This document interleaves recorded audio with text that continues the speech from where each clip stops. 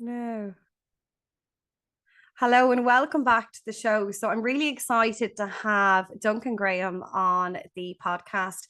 Duncan Graham at the moment is sales director for Hidden Hearing.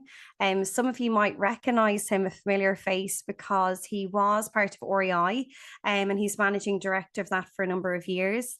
He had a huge stint in Specsavers and was director of retail, director partner of talent and succession. So really interesting roles, loads of experience around people, developing people, supporting people, leading people in organizations. Thanks for coming on for starters, Duncan. You're very And can welcome, you Louise. maybe thank you. And can you maybe tell people a little bit about you? Maybe they don't know you or know much about your story, Duncan. So you might just share a little bit of that if you don't mind. Yeah, okay. Well, it being Six Nations season, you see, I'm the Englishman living in Ireland. Yeah. And I have to say, I was on a plane this morning and I was getting to the airport and there was full of English people getting on. And I thought to myself, lambs to the slaughter, I thought, as they got on the plane. So I've gone very green over the years. I've actually lived in Ireland now for nearly 30 years, would you believe it? 28 Wow. years. So, and I think when you have an Irish wife and Irish children, you tend to sort of at some point end up becoming Irish. But no, look, I've been a retailer pretty much all my life. I started out with Marks and Spencer way back on the graduate scheme, and sort of I managed to find my way around most of the south part of England and a bit of Wales and places like that. And sort of moved up through the ranks into store management positions, and did the apprenticeship, let's call it that, which was great fun. And then one day somebody said to me, would I go into London and do a job in the office in London, which was about 2 grades ahead of where I was meant to be. And I went and did it, and they said, if you do this for us, we'll give you a plum store at the end of it. And I that was around Christmas time, and in January they said, would you like to know what your store is? And I said, yeah. And they said, Cork. And I sort of went, where's Cork? One of those. And suddenly found myself in Cork, right? And I was Oh running the my Marks and goodness. Spencer store there for 2 years. Ended up staying, marrying an Irish lady, and very soon afterwards joined Brown Thomas, which was a real wrench because I'd been with Marks and Spencers for about sort of 7 or 8 years at that point. But I joined Brown Thomas. I worked with Paul Kelly in Brown Thomas as general manager of Grafton Street for probably about 3 years or so, which is where I met a lot of previous people that you would know, people like Dan Ryan and so on, and Yeah. really good people. But I did that for a few years. Then I left retail completely for about 3 years, and I became a coach. Did a load of coaching and did career transition coaching for people. Wow. Really random, and it was great fun, but there wasn't a lot of money in it. Yeah. And in the end, I sort of was tempted back into retail, but it was in a roundabout sort of way. So I joined a Irish clothing company as CEO, a Mm. company called Libra Designs, which goes back years and years. But it was trying to reinvent itself, and the only way to reinvent it was to move it into retail. So I set up concessions with people like House of Fraser and Arnott's and Cleary's and Beale's in the UK and all of that sort of thing for about 5 years. And then I had a bit of a sort of the board wanted to go one way, I wanted to go the other way, and I left. Did a bit of work with Enterprise Ireland for a period of time, and then I joined Specsavers. So I was with Specsavers for about 8.5 years, and became, as you mentioned earlier, retail director, then director of partner talent and succession. So I was looking after one point, I was looking after Ireland, Scotland, Spain. So a real strange mix of, and then or mix of countries.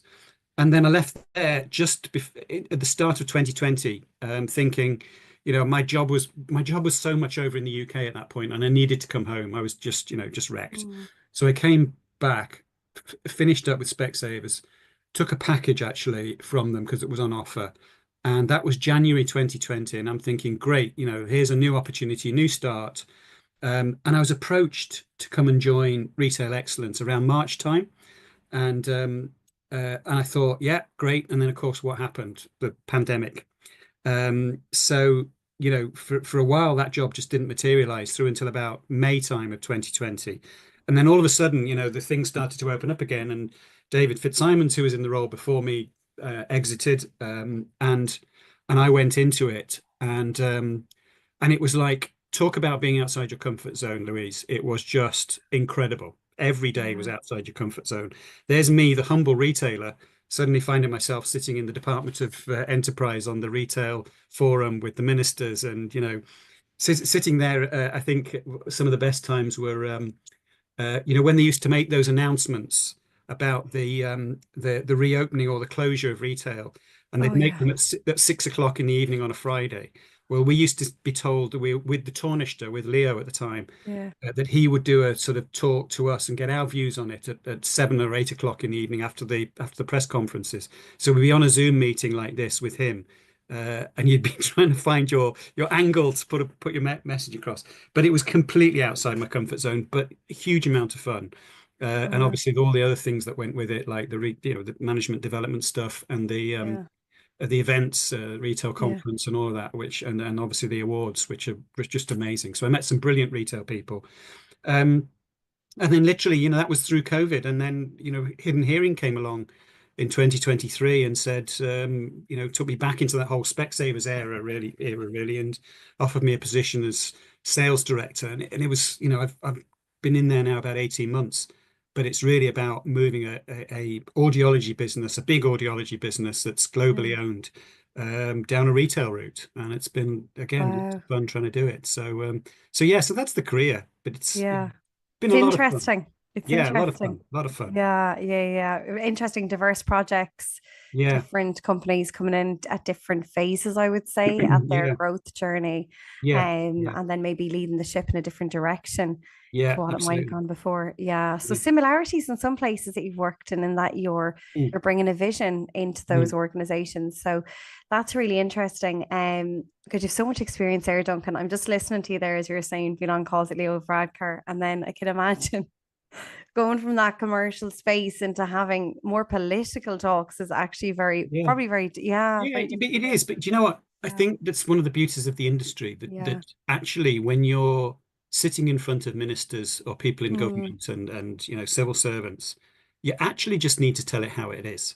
yeah, And when you're talking around, I mean, the classics were the opening up of retail, and we had those big lockdowns, yeah, and then there were some of the larger retailers. If I'm sure everybody remembers this, but some of the larger retailers who perhaps have food halls and clothing and homewares businesses, who were moving some of their clothing and homewares onto the food hall in order to maximize the opportunity. And of course, you're then looking after the independent retail yeah, industry who are going, hang on a minute, how's this fair?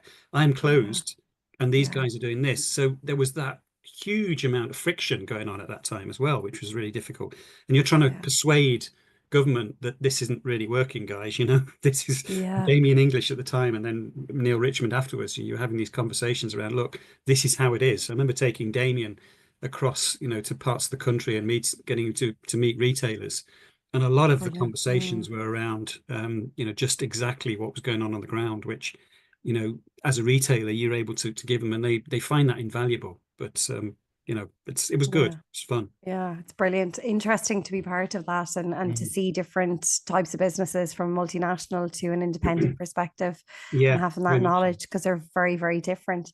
Yeah. Um, I suppose that there is obviously in the marketplace at the moment, it's extremely employee driven, Duncan, and a lot of retailers at the moment that like I'm working with are saying, it's really hard to retain them.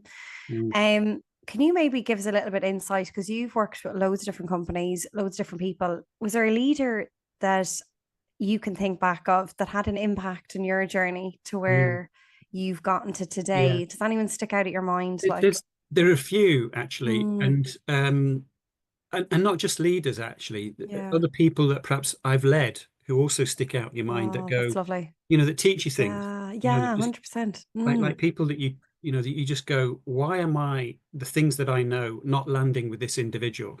And then you go, now, so you almost have to have that trust to get to know them. So you have those things. But coming back to retailers that I've known, there are a few in my early days in Marks and Spencers. There were probably two or three. There's two that I recall, and I was so sort of junior and wet behind the ears. I just remember there were redundancies being announced, and being told it's all right, you're okay. And I'm thinking, why am I okay? And they go, and I'm not even thinking there were redundancies around the corner. It was one of those, you go, Yeah. suddenly realize that actually somebody's watching your back. Oh, I love So there that. was two, Stephen Moody and Paul Smith. Those were the two names. And you know how, do you know that thing that you hear sometimes, which is people never perhaps remember what you said, but they'll always know how you made them Made feel. them feel. Those guys were the ones that really made me feel good about myself and about my talents, and that was really important. So that was my M&S days. Then I have to say Paul Kelly, even Mm. though he was a nightmare sometimes to deal with, in terms of a visionary in retail. I mean, he went from obviously running Brown Thomas to running Selfridges. He was one of these people. I just remember he was awful in the morning and great in the afternoon. He just warmed up as the day went on. It was a Yeah. bit like the sun rising, in that sense. Yeah. And I just remember having, if I ever wanted a decent conversation with him, I'd always book it for 5 o'clock in the evening because you'd then have a great one-to-one. But in terms of Yeah. an eye for detail, he was your man. He was just passionate about what he did. And then I think, excuse me, the other one that strikes me is a guy who probably gave me some advice that sat with me, a guy called Peter Bainbridge, and Peter's now the MD of Specsavers in the UK, Ireland, and Spain, I think. But anyway, he's an ex-Boots guy, and I remember him saying to me one day, and he was talking about empowerment, and he was talking about leadership, and he said, Duncan, you need to just let them drive the car. Let them drive their own car, right? He said sometimes you need to sit in the passenger seat with them. And then at other times you can step out. And that was the best, that's something that just It's lands lovely. because you Mm. think about people that are maybe going through a tougher time in their, managers that you might work with or people you might work with, and they're going through a tougher time. Just sit in the car with them, metaphorically, obviously, and sometimes Yeah. literally when we're in this sort of world. But and it was like, you don't need to do the job for them, but sometimes sitting next to them helps them see something through. And that was probably the best bit advice I was given.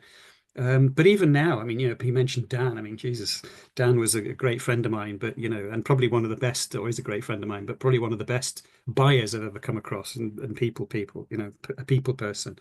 And then Anthony, of course, there was admiration for Anthony. And then the other one, the final one I'd say to you is Matthew Brown, right? And Mm. Matthew Brown is Matthew and I, when we were doing the Retail Excellence Awards, spent 3 weeks on the road, going around over the couple of years, going around seeing brilliant retailers. And Yeah. Matthew is just a genuinely brilliant guy in terms of what he photographs and his knowledge of retail. So I learned a lot from him, just in terms of Yeah. technology and what he's photographing and personalization and all of those things. Yeah. He was brilliant. So yeah, those are probably the ones that stick with me most, I think, at the moment. Okay, I love it. Really, really interesting. Through your different roles that you had, Duncan, so you're a retail director, you're a talent and succession, you're the sales director role now, you're in REI. Where would you say out of those, from a retail perspective, maybe if we park the REI one, because it's probably very different when we look at kind of core retail, would you say you're most stretched in Oh, yourself, as wow. in personally stretched, I suppose. So Personally stretched. Um, I was stretched in different ways in all of them, yeah, but yeah, I've been like if I'd say this role in one sense I've been stretched because I took on a new team who'd had a line manager for a long number of years. And yeah. so they were expected things to be done a particular way, and I come in and start doing it different bit of a different way. And then I always find that initial transition, that initial year, as people get to know you and you get to know them, There's a lot of change. It's change management. I can imagine there's a huge amount of that in it. is really very difficult. Mm. Um, and then I think other times. Um, I'd say Specsavers, running three countries Wow. was a challenge. When you're sitting there in a car in Spain and going from store to store, and something goes off in the UK, and or back in Ireland, and you're not there, you're not at the time. And I think the other bit of that was a big thing I learned about that was being kind to yourself, actually, because Yeah. you can't do these jobs unless you put Mm. yourself. You're almost very selfish in terms of your own personal needs. That was so Mm. important. And that's probably something I've learned most of is just be kind to yourself, because if you're not kind to yourself, you're not going to be, Mm. you're not going to lead other people in the right way. And that can lead to friction and difficulty. So those are probably the things I've learned most. But certainly latter time in Specsavers, bit of this time, um, and then probably Brown Thomas, because it was so different from Marks and Spencers, but it was a lot of Mm. fun. So yeah, those are the sort of times I'd say. Yeah, it's really interesting you touched on that because there's a lot, I suppose, out there at the moment having empathy, compassion, being a servant leader. You hear Simon Sinek talk a lot about that and Mm, champions it. And I think the other side of that is you can be in a senior role and Duncan, you can maybe give, and you can maybe burn yourself out a little mm, bit in the sense absolutely. that you Yeah. are wanting to support so many people, but you're not Mm, seeing that you're maybe not helping them because, like what you said there, maybe you just need to sit in the car and maybe you need to get out of the car.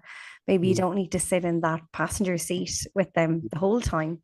And yeah, that's it. there's a part of that where you're letting them go and you're allowing them to maybe make the mistake and Mm, learn from that in a different way. But that's sometimes hard to do, I think, Duncan, for people that are maybe going into the role and they're in a position where they're in a senior role and they're trying to build a team and they're trying to build mm, that trust. yeah. Is there maybe advice you could give to someone that's in a senior role, a managing Mm, director role or a mm, CEO role that has gone in with a quite a they don't know the team is already established and they're trying to get that trust, they're trying to build that mm, rapport, mm, they're also trying to give them the freedom and the empowerment to make decisions on their own, but maybe mm, they're finding it hard to get that balance right a little bit. mm. Yeah, look, I think listening, Yeah, you know, we yeah. we never we always and listening not for a response, but listening to truly listen to what they're saying Mm, to you. Trying yeah, to understand and using words like help me understand and but genuinely meaning it. yeah, If you go into a new organization, you're a new leader in those situations.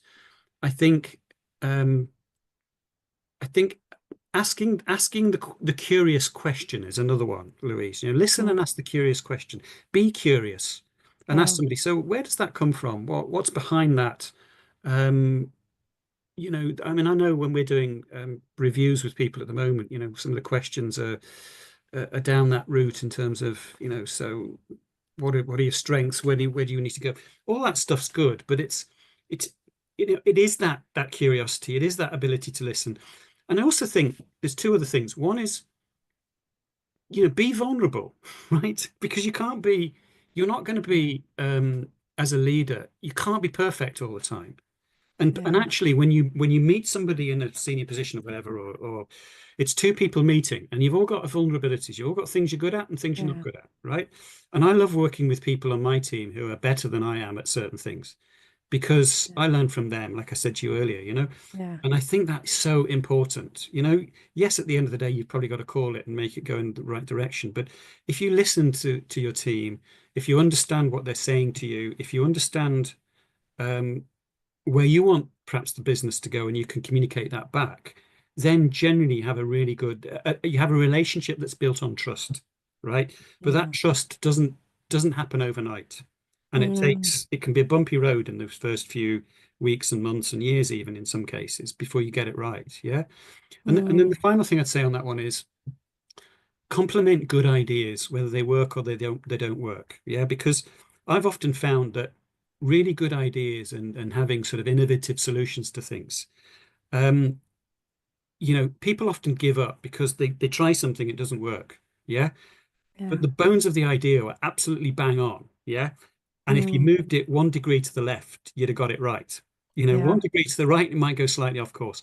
So if you fail on something, you know, Mm, my attitude with people is if somebody's failed, brilliant, well done. You failed, yeah. brilliant. Come back. Yeah. Where did we fail? What did we learn? Yeah.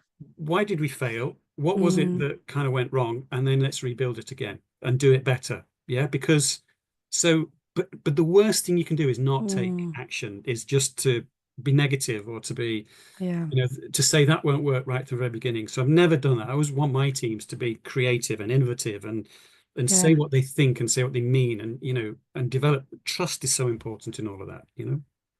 Yeah, it just reminds me of that quote, Emerson with the light bulb, I think it was, and he said these are just, what was it, 10,000 or even more ways of how not to do it. It's Yeah, like we found out a way of how not to do it. Now we're going to look at another way, and I yeah, might fall into how to do it or how not to. So I think yeah, that's great. And I think, yeah, like what you said there, when we actually run with this, not knowing what the outcome is, it opens it up to the team to actually want to bring ideas to the table. If yeah, we shut them down, we actually decrease that creativity and that yeah, yeah, environment for them to maybe come up with ideas again, because they yeah, mightn't be yeah. seen as being good enough. You're right. And Yeah. creativity is so important in retail. Yeah. It's just and rewarding creativity in some way. Not, you don't need to reward creativity by a promotion or whatever necessarily, but Mm. recognizing. I remember going on a course. This is years ago. I actually went on it with Dan when we were in Brown Thomas together, and I went on the course. We both went on a course to Toronto, right? And there Mm. was this sort of Bible of stuff that we were given, before the internet and all that sort of thing, right? And there was a quote, what gets recognized and rewarded gets repeated. Yeah, that which is I always think is a brilliant quote. So recognize something, reward people for it, it'll get repeated. Yeah. Yeah. Um, and the other was catch people in the act of doing something approximately right. Yeah. So Yeah. so it's not, like we always have this thing of, somebody's done it wrong, fix it. Yeah. It's not. It's about if somebody's gone part way to getting it right, Yeah. then recognize it, reward them, Yeah. just tweak them the Yeah. extra way. And I always think Yeah. my role as a leader is kind of to is kind of just to add value to something that Yeah. somebody else is doing. It's their idea, it's what they want to Mm. do. They're going to get it 90% right, and then you just add a bit of Mm. value to it. Put the little bit of icing on the cake, if you like. Uh, Yeah. but do it that way. That's the role of a leader in my book. Yeah, yeah, I love that. And I think it's catch them doing the right things, like what you said there, not doing the wrong things. And I Yeah, think even from, back in the day, you do your store visit, or you might be doing an audit. It could be you have different kind of store audits, and they'd come in and you'd just be kind of waiting for that one thing that you didn't do right. And yeah, you could have gotten everything else really great, and you're just really focusing on that. And I think yeah, it's maybe flipping the language around that and flipping yeah, the perspective around that to say, you know what, it's not that it's wrong, it's just it's a different way of doing it. yeah, There's a different yeah, way of doing things, and it's a learning as opposed to a big mess up. yeah, Because absolutely. yeah, Yeah. I yeah, know the yeah. business I work with now with Hidden Hearing, we're part of the Mm, Audica Group, which is a big, global yeah. hearing aid business, but it's very much strength-based coaching that we do with people. I It's love that strength, Clifton yeah, strength. Yeah, I love, exactly. Yeah, yeah. yes, I love that So, approach. yeah, it is. Yeah, It works. You yeah, just concentrate on people's strengths, and yeah, we've because at the end of the day, we've all got things we're not good at. I mean, yeah, stick a spreadsheet in front of me and I'll run a mile. yeah, It's just not me. But ask me to go and facilitate a discussion with a group of creative people, I'll jump at the chance. yeah. That sort of thing. So yeah, it's good fun. Yeah, so you're suited where you are. You're suited Yeah, in those. absolutely. Yeah, Yeah, yeah, yeah. yeah. And it's really interesting because there's a big focus on AI and all of this. And I just Mm, think that is like a tool, like most things we yeah, have. And I yeah, think the people behind that are the people that are really driving those yeah, different operating systems or yeah. processes in a business. Um, if you could give a new manager, maybe they were starting in one of the stores, a bit of advice, what would that piece of advice be? Uh, okay, that's an interesting question. The I think first and foremost, be yourself. Yeah, You in anything today, isn't it? It's a people business, right? And that's and you know what? I've become a great believer over the years in emotional intelligence and EQ. And I yeah, think, so the first bit of advice I'd give anybody like that is go with the flow. Go with the flow because, mm, you know, don't try and kick against things. Things are so volatile at the moment. particularly in retail, that there's a danger that you can get knocked off course, or you can start pushing against and all of that, because what you were doing last week isn't quite what you need to be doing this week. So Mm, to a degree, you've got to go with the flow, because otherwise you're going to be burnt out very, very quickly. So that's probably one of the key things, is that. But develop that. I think the best retailers are the ones with good emotional intelligence, because at the end of the day, we're a people business, yeah, predominantly people, 100%. we're a people Mm, business. So, I love people that can have a good sense of optimism. They're optimistic about the future. They like mm, to see, they like to put it out there to move things forward in a positive way. I think you can develop self-confidence. You can develop self-confidence because, you've got somebody that's got your back. So anybody new coming into the industry, find out who your boss is and make sure they've got your back, and actually yeah, ask them, what am I good at? What am I not so good at? What do you want yeah, to develop in me? Those sort of things. mm, Um, develop relationship skills, develop empathy, things like that. yeah. So all of those sort of emotional intelligence things, I think, are important. But perhaps most important, I think, is about being clear about your own values and beliefs, and don't let Mm, anybody knock you off course. Because the minute somebody starts to contradict your values, the things that you think are important, then you're probably not in the right company. I wouldn't say necessarily the right job, mm, the right company. So if that company doesn't, if the values don't feel right to you, move on, right? Or look for something different, until you've got something where the values do match what are your values, and then move forward. And you get so much mm. more, um, you'll get so much more satisfaction, and you'll be able to contribute in a better way if those things line up. Yeah, that's really interesting. There was a study published, I came across it on LinkedIn, and it was a global study, and it was published, it went up about a week ago. And what it had in that, Duncan, was that the workforce at the moment, the Gen Z workforce, are coming in, and where 60, I think it was 68% of them would not be in an organization that didn't have a clear set of values Mm. that aligned to them. Yeah. So so 68 is a high amount. Mm. So I think people are starting to see the direct correlation and link with Mm. an organization's value and culture, Yeah. and seeing, does that align to me as an Yeah. individual, and is Yeah. that a kind of an organization I want to be part of, Absolutely. and Yeah. where do they come to life in the business? Because Yeah. sometimes, Duncan, it's not to say every company, I would see the posters of the values in the back office areas. And then I Mm. would go, that's really great. It looks visually amazing. But Yeah. how do you bring them to life in your team huddles? How do you bring Yeah. them to life in your floor walks? How is it in your feedback with your Yeah. teams? Where do we see values coming through there? So Yeah. it's about, if it is a part of the business, how are we actually living and breathing them? And I think what you touched on there, a lot of it is our attitude.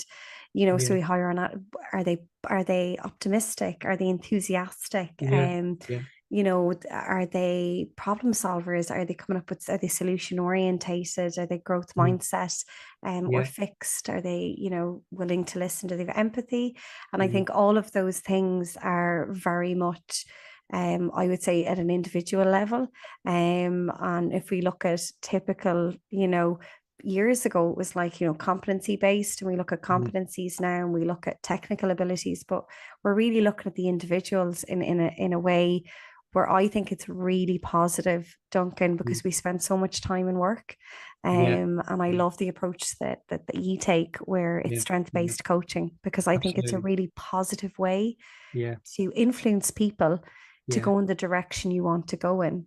Yeah. Yeah, Absolutely. And it's you're so right.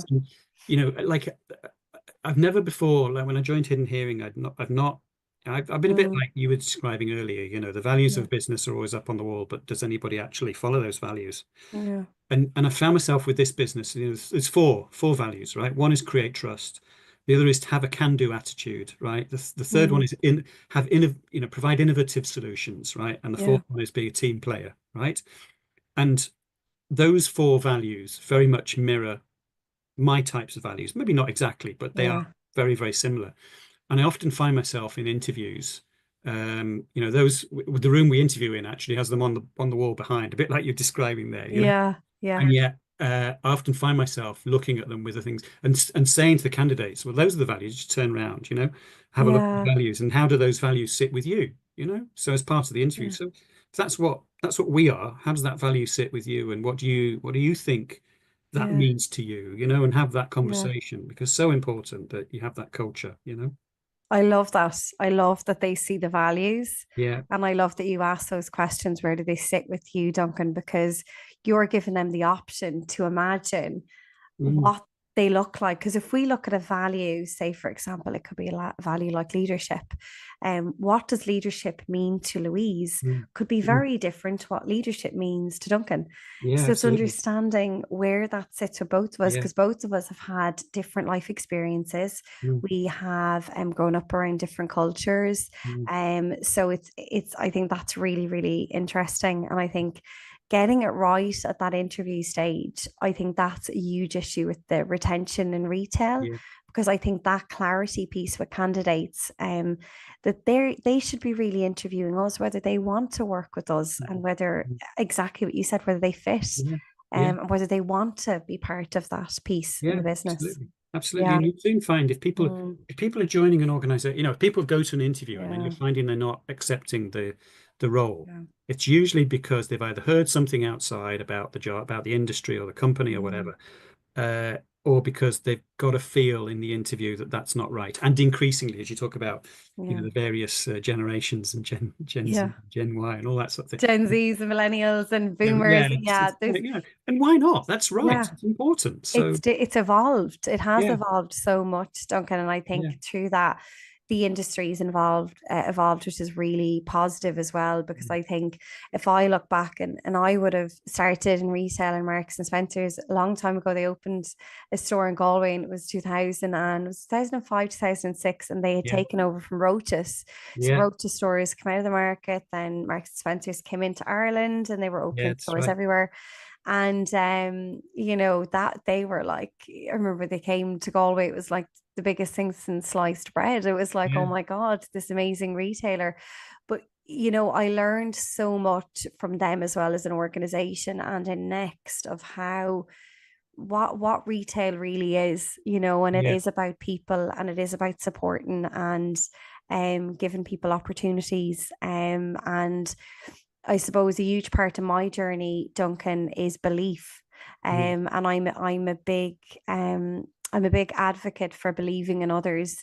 mm, And I done a TED talk on it, and the whole premise of it is that, if we go out into the workplace or communities or wherever it is we are, and our intention is to honestly, genuinely look for the good in others, and mm, look for potential in people that they maybe don't see in themselves, because they might mm, lack confidence, or they yeah, mightn't see maybe, or they might feel lost in their career, or they mightn't see kind of, where the next stepping stone is. yeah, Um, so in your time, is there a time where you've believed in someone and you've seen that come back? It could be a team member, Duncan, if you want to share a story on it, or someone believed in you, because I yeah, think it's a really nice way to get managers to maybe look at people in the business that they might think are a poor performer. Maybe they just need that little bit of belief or mm, encouragement to mm, help them along the yeah, way. Mm, yeah.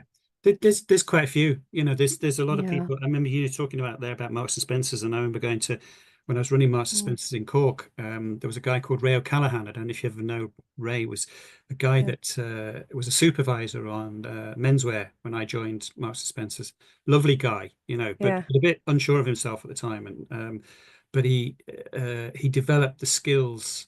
He always had that commercial ability. He always had that mm, leadership bit. But if anything, he was just sort of a little bit kind of, not quite sure, just under a yeah. little bit. Second And guessed, I suppose, maybe. yeah, and Yeah. and I remember just working with him together with him, um, and just I really believed in him. I thought he was a great guy. Mm. I really believed in him, and he ended up running the store after Oh, wow, that's a really nice story.